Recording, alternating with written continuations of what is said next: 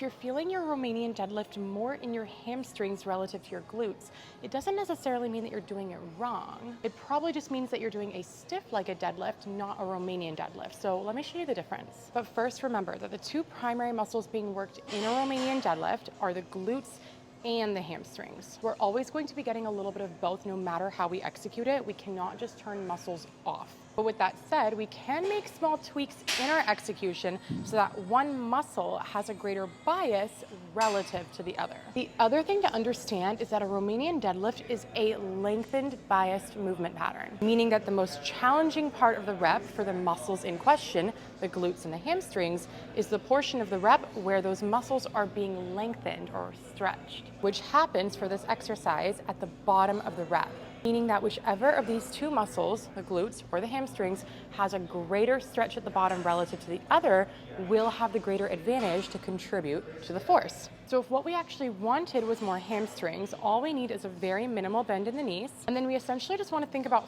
folding our torso forward as we bend through the hips while maintaining this minimal knee bend.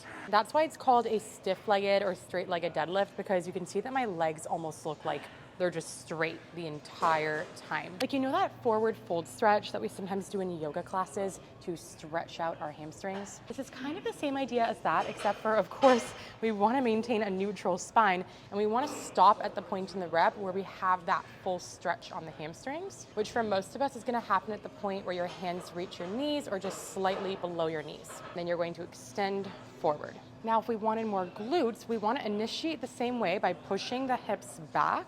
And then from here, you really want to think about flexing the torso towards the thighs or closing the gap between your thighs and your torso. This is going to inevitably lead you to bend your knees more as you're lowering down and push your hips further back, which is going to lead to a greater stretch on your glutes relative to your hamstrings. This knee bend that we're getting is not only helping to push the hips further back, but it's also minimizing the stretch on the hamstrings. If I were to actually feel my hamstrings right now, they're a lot less stretched out compared to when I was doing the stiff-legged deadlift. And then from here, you're again going to extend forward. So stiff-legged deadlift is going to be more of a hamstring bias, and Romanian deadlift is going to be more of a glute bias.